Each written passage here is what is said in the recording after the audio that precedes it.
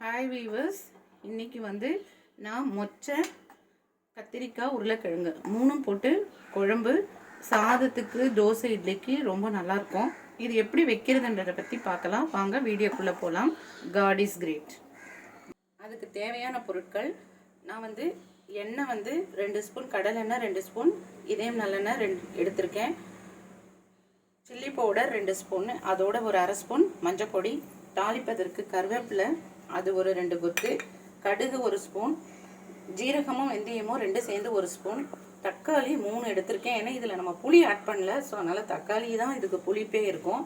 So தக்காளி 3, வெங்காயம் 2 ஒரு கப் அளவுக்கு, கத்திரிக்காய் வாஷ் பண்ணி இப்போ தான் அரிஞ்சிருக்கேன். ஏன்னா இது ரொம்ப நேரம் வச்சோம்னா கருப்பாயிடும்.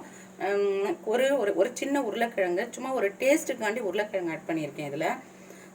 இது வந்து குழம்பு பொடி, இது வந்து 1 ஸ்பூன் போட்டிருக்கேன். ஏன்னா குழம்பு பொடி வந்து கொஞ்சம் திக்னஸ் கொடுக்கணுன்றதுக்காக குழம்பு பொடி போட்டிருக்கேன். தேங்காய் வந்து பாருங்கள் இவ்வளோ எடுத்திருக்கேன். ஒரு 1/4 கப்புக்கும் கம்மியாக தேங்காய் எடுத்திருக்கேன். இதை அரைச்சி ஊற்ற போகிறோம். மொச்சை வந்து பாருங்கள், மொச்சை நைட்டே ஊற வச்சது. இது கடைங்களில் வந்து நல்லா டிபார்ட்மெண்ட் ஸ்டோர் எல்லாத்துலேயுமே இருக்கும் இந்த மொச்சை. இது வந்து நம்ம நைட்டே ஊற வச்சிடணும். ஊற வச்சிட்டோம்னா இது மாதிரி நல்லா அழகாக நல்லா ஊறி இப்படி வந்துடும். இதை வந்து வாஷ் பண்ணி இது குக்கரில் வந்து ஒரு 4 விசில் நான் விட்டு வேக வைக்க போகிறேன். இதில் கொஞ்சம் சால்ட் ஆட் பண்ணி குக்கரில் வச்சுட்டேன். இப்போ ஸ்டவ்வில் வச்சு இதை வந்து 4 விசில் விடலாம். இந்த மெயின் டைமில் நம்ம வந்து எப்படி இதை தாளிக்கிறதுன்னு பார்க்கலாம். தாளிச்சுட்டு நான் என்ன பண்ண போகிறேன்னு பாருங்கள். இப்போது ஸ்டவ்வில் கடாய் வச்சுருக்கேன். அதில் நம்ம எடுத்து வச்ச ஆயில் போடுறோம்.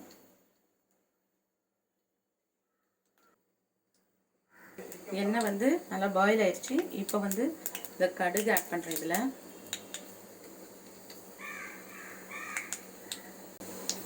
ஜீரகம் மிளகு அதை இதில் ஆட் பண்ணுறேன்.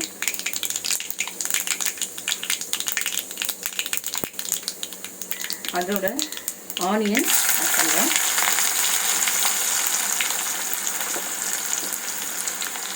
பூண்டு ஆட் பண்ணுறேன்.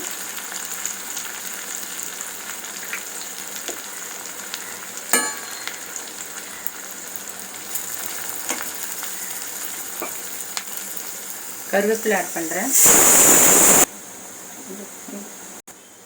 இதில் கத்திரிக்காயும் அந்த உருளைக்கிழங்கும் நம்ம இப்போ ஆட் பண்ணுறோம்.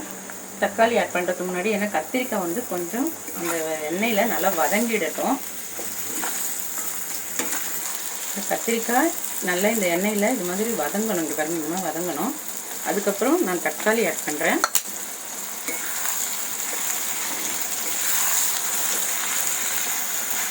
இப்போ நல்லா இந்த தக்காளியும் இதில் நல்லா வதங்கிருச்சு. இப்போ வந்து நான் வந்து தனியாத்தூள் 2 ஸ்பூன் எடுத்து வச்சுருக்கேன் இல்லைங்களா, அதுவும் வெறும் மிளகாத்தூளும் மஞ்சள் பொடியும் அதையும் இதில் ஆட் பண்ணுறேன்.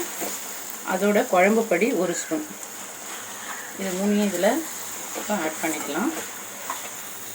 பொடி எல்லாமே சேர்ந்து நல்லா இந்த எண்ணெயில் நல்லா வறுபட்டுடுச்சு. இப்போது அதோட பச்சை ஸ்மெல்லும் போயிட்டுருக்கோம். நான் ஒரு 1/2 டம்ளர் தண்ணி இப்போ இதில் விடுறேன். எதுக்காகன்னு, அந்த பக்கம் மொச்சை வெந்துருச்சு குக்கரில். எப்படியும் மொச்சையிலேயும் தண்ணி இருக்கும். அந்த தண்ணி வந்து ரொம்ப டேஸ்ட்டாக இருக்குங்க.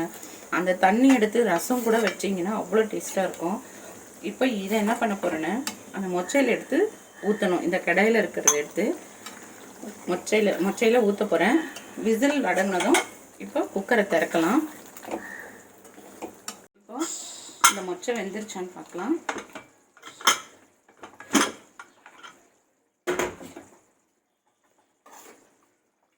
பாருங்க, நல்லா வெந்துருச்சு. சூடாக இருக்குது பாருங்கள், நல்லா வெந்துருச்சு. பாருங்கள், இந்த குழம்பை வந்து இந்த குக்கரில் எடுத்து கொட்டிட்டேன். இப்போ வந்து இதுக்கு தேவையான சால்ட்டு இதில் ஆட் பண்ணுறோம்.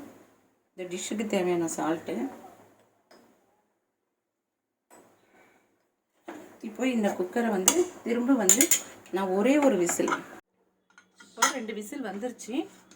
இப்போ நான் வந்து குக்கரை திறக்கிறேன். திரும்ப ஸ்டவ் ஆன் பண்ணி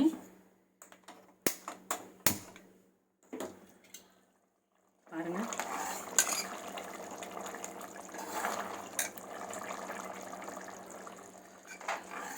நல்லா வெந்துருச்சு எல்லாமே.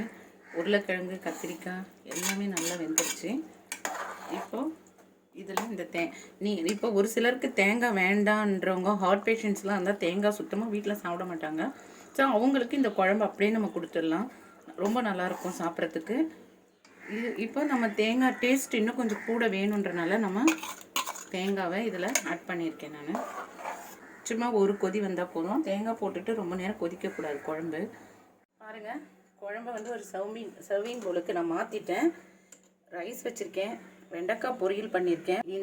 இந்த குழம்பு வந்து இந்த சுட சுட இந்த ரைஸோட சாப்பிட்டோம்னா அவ்வளோ நல்லாயிருக்கும். இதே மாதிரி நீங்களும் உங்கள் வீட்டில் ட்ரை பண்ணுங்கள். உங்கள் கமெண்ட்ஸை எனக்கு சொல்லுங்கள். நன்றி நேயர்களே.